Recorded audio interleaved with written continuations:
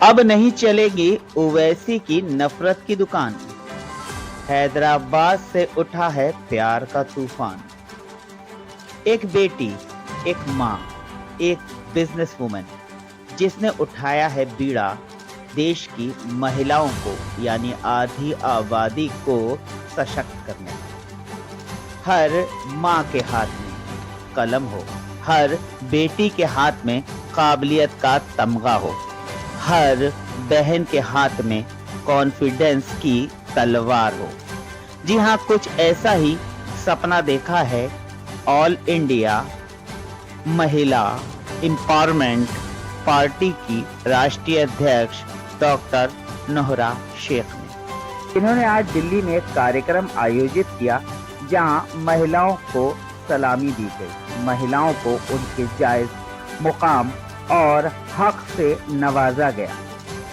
कार्यक्रम में कई पॉलिटिशियन पहुंचे जिन्होंने महिलाओं के सशक्तिकरण को लेकर डॉक्टर शेख के वादों को, दावों को और कोशिशों को सराहा। निश्चित रूप से डॉक्टर शेख जैसी नेत्रियां यानी कि लीडर जब आगे बढ़ती हैं तो कहीं ना कहीं देश की आधी आबादी यानी कि महिलाएं झूम उठती हैं। उन्हें लगता है कि अब हैदराबाद से मोहब्बत का एक तूफान उठा है जो जल्द ही पूरे देश में छा जाएगा और महिलाओं को उनका जायज हक, जायज मुकाम अता होगा।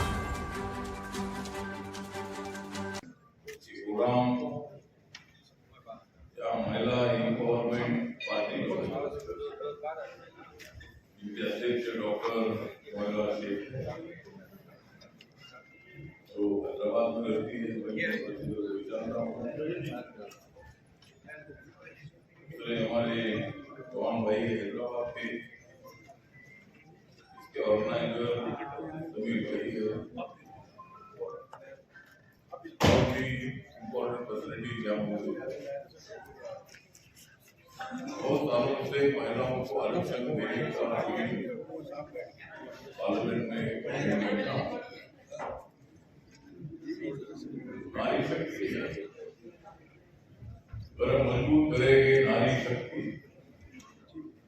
समाज को मिल जाएगी मुक्ति, समाज को मुक्ति चाहिए,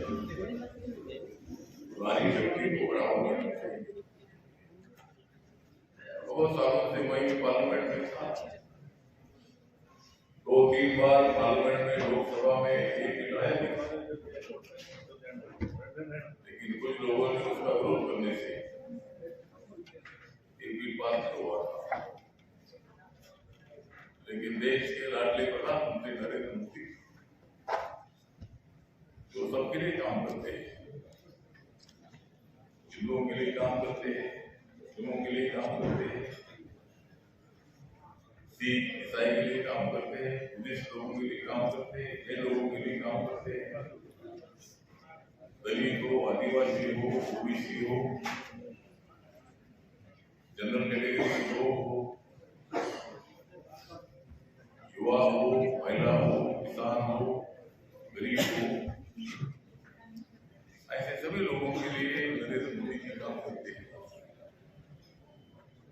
और उन्होंने तय किया महिलाओं को आरक्षण देने का बिल बहुत सालों से प्रलंबित है। बिल के लिए नया स्पेशल अधिवेशन हो रहा है और एक बात बहुत अच्छी थी, नया संसद भवन का उद्घाटन होने के बाद वाला बिल अगर कौन सा पास हुआ होगा वो महिला आरक्षण का बिल पास हुआ। और महिला आरक्षण का बिल पास करने के लिए एक स्पेशल अधिवेशन नरेंद्र मोदी जी ने बुलाया था और अभी 33% आरक्षण महिलाओं को मिले। डॉक्टर बाबा साहब अम्बेडकर जी जो लॉ मिनिस्टर थे, माननीय पंडित जवाहरलाल नेहरू जी देश के प्रधानमंत्री थे,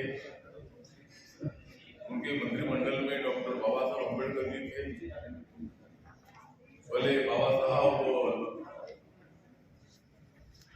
लेबर मिनिस्टर भी थे, बाबा साहब अम्बेडकर इरिगेशन मिनिस्टर भी थे, और जो दामोदर वैली है या बिहार, झारखंड और वेस्ट बंगाल, इनके बॉर्डर पर 7 डैम बने और बाबा साहब अम्बेडकर जी का कहना था कि इरिगेशन बढ़ाना चाहिए, डैम होनी चाहिए। डैम अगर हो जाते हैं, अगर नदी को बांध डाला जाता है तो उसका डैम बनता है। डैम का पानी लोगों को पीने के लिए मिलेगा, जानवरों को पीने के लिए मिलेगा, पंछियों को पीने के लिए मिलेगा, खेती को मिलेगा, जो फैक्ट्री चलती है उसके लिए पानी मिलेगा, और जो पावर है, बिजली है, बिजली का निर्माण भी ऐसे डैम के माध्यम से होनी चाहिए। और उसी तरह मतलब उसके बाद बाबा साहब अम्बेडकर जो लॉ मिनिस्टर थे, बाबा साहब का कहना था कि महिलाओं को न्याय मिलना चाहिए, सभी जाति के महिलाओं को रहने होगा, हर फैमिली में महिलाओं को अत्याचार होता है, अनेक होता है, समाज में भी बहुत उनके ऊपर अत्याचार होते हैं। महिलाओं को न्याय दिलाने के लिए बाबा साहब अम्बेडकर जी ने हिंदू कोड बिल संसद में लाया, लेकिन संसद में वो बिल पास नहीं हुआ। इसलिए बाबा साहब अम्बेडकर जी ने अपने मंत्री पद का इस्तीफा दिया। बीते सालों के बाद माननीय नरेंद्र मोदी जी महिलाओं को 33% रिजर्वेशन देने का जो बिल नहीं है, पार्लियामेंट में जब वो बिल आया तो वो सभी पार्टियों ने समर्थन किया, सभी पार्टियों का आभार व्यक्त करते हैं। सभी पार्टियों एक भी एमपी ने, एक भी पार्टी ने इसका विरोध नहीं किया और एक मत से सबको आज यहाँ नारी शक्ति नेशनल बंगलो जो रखा है, इसमें महिलाओं का सम्मान किया होगा, महिलाओं का सम्मान होना चाहिए, हमारी माताओं का सम्मान होना चाहिए, हमारी बहनों का सम्मान होना चाहिए। तो इसी तरह आज का एक प्रोग्राम हमारे डॉक्टर मनोहर से ये भी अपनी पार्टी चलाती है, मेरी भी party Republican party of India है, जो पार्टी बाबा साहब अम्बेडकर जी ने स्थापित की थी। बाबा साहब अम्बेडकर जी इस देश के लॉ मिनिस्टर के बाद बाबा साहब अम्बेडकर जी ने ड्राफ्टिंग कमेटी के चेयरमैन के नाते संविधान में बाबा साहब का सबसे ज्यादा हिस्सा है। और पंडित जवाहरलाल नेहरू जी ने बोला था कि बाबा साहब अम्बेडकर जी ही इस संविधान के सही शिल्पकार है,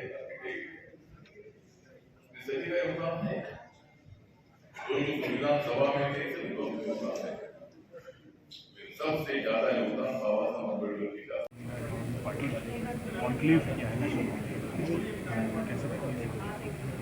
और बहुत खुशी महसूस कर रही हूँ, जो मैंने सोचने से ज़्यादा लोग जो है यहाँ पर जमा हुए हैं और काफ़ी अच्छे अच्छे बड़े लोग जो पॉलिटिकल नॉलेज रखते हैं, ऐसे सब लोग यहाँ पर जमा हुए हैं।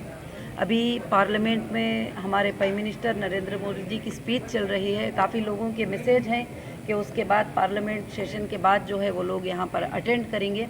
और ख़ासकर से जो है ये महिला एम्पावरमेंट बिल और महिला 33% रिजर्वेशन बिल जो पास हुई, उसके खुशी के मौके पर जिन लोकसभा मेंबर ने इन बिल को वोट किया है, मैंने वादा किया था कि उन सब का मैं एक दिन सम्मान करूंगी और अभी लोकसभा मेंबर्स का मैंने सम्मान किया है और नेक्स्ट हमारा प्रोग्राम राज्यसभा मेंबर का सम्मान होगा और उन्होंने भी वोट किया है और लोकसभा ने भी वोट किया है, तो इसलिए ये बिल पास हो पाई है। और आगे चलकर जो है इस बिल की इम्प्लीमेंटेशन के लिए, महिलाओं तक इस बात को पहुंचाने के लिए, उनके अधिकार को उनको दिलाने के लिए और उनके लिए महिला एम्पावरमेंट पार्टी पूरे देश में इलेक्शन कंटेस्ट करेगी, पूरे देश में काम करेगी और जस्टिस फॉर ह्यूमैनिटी के लिए ये पार्टी काम करेगी।